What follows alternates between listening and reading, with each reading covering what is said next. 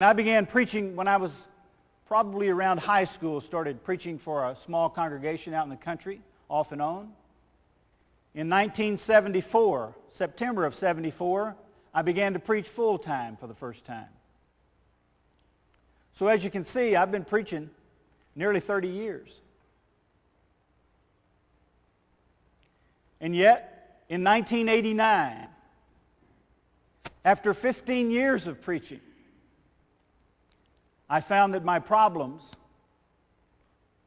my compulsions, my weaknesses could not be overcome by my preaching. That I didn't know enough Bible to solve my own problems. I needed help. And as a preacher, who do you turn to? Preacher doesn't have a preacher.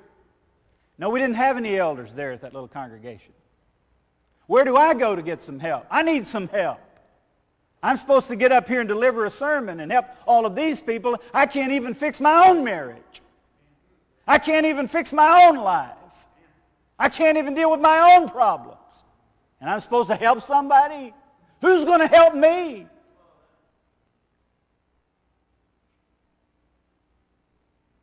And I'm telling you, it became so bad in my life. And I'm going to be honest with you tonight. Can I be honest with you? Can we talk like family? That I considered killing myself, my wife, and those 3 precious children that you see before you tonight. That's how bad it was. There was no answer for my problems. Did you hear what I said? I've been in the Church of Christ, my family, for 5 generations. There was no answer for my problems. So I chose to bare my soul to one of my brethren. Well, Don, I'm sorry to hear you having a problem. I'm having a problem. Well, I tell you what, have you prayed about it? Oh, yeah, sure have. I prayed about it. Well, you know, there are some good Bible scriptures that you need. I said, I know that Bible really well. Well, have you read Brother so-and-so's book? Yes, I have. What else do you have? Well, I don't know. Sounds like you got a problem. I have a problem.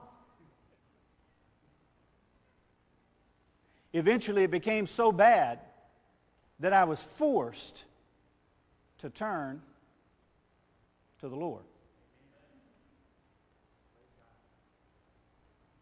And so one night, here's the conversation that took place between me and my Lord. Not a verbal one, you understand. Y'all with me here? Yeah, it's all taking place. Yeah. Taking place somewhere else besides out here. Here's the conversation. It's me, Lord. I see you.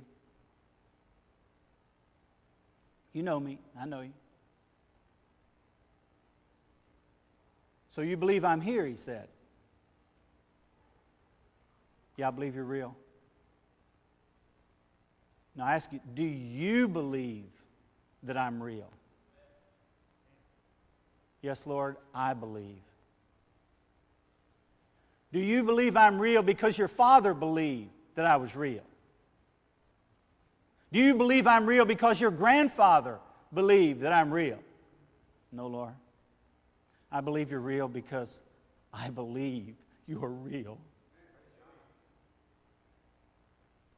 Good. Now we can start. My Bible says, if anyone's going to come to God, he first has to believe that he is and that he is the rewarder of those that diligently seek him. Question number 2 done for you. Do you believe that I'm still good, no matter what I've allowed to happen to you? It's a good question.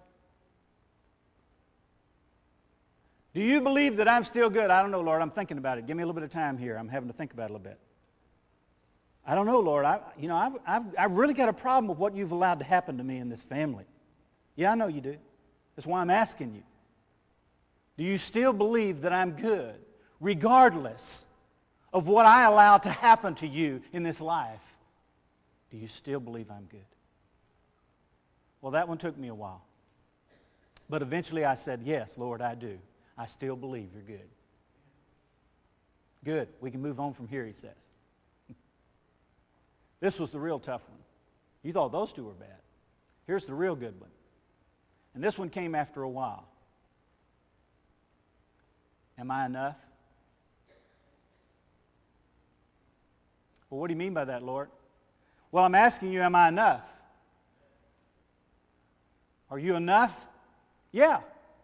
If I would allow you to lose your wife, if I would allow you to lose your children, if I would allow you to lose your health, if I would allow you to lose everything that you have, is the thing that you and I, Don, that you and I have going on, would it be enough for you? I don't know, Lord. Can I think about that in a while? Sure you can. Take all the time you need. I'm not going anywhere. That one took me about 3 years. Are y'all with me here? This is not happening overnight. Do you understand what I'm saying? This is not happening overnight. 15 years of preaching, and I finally come to the spot where every one of us, regardless of what church we're born into, are y'all with me? 15 years of preaching, and I finally reached the point where every one of us, regardless of what's happened in our life, where every one of us, regardless of the country in which we are born, regardless of the family in which we are born, finally have to come to in our life. And that is to face the reality of whether you believe that God is real or not.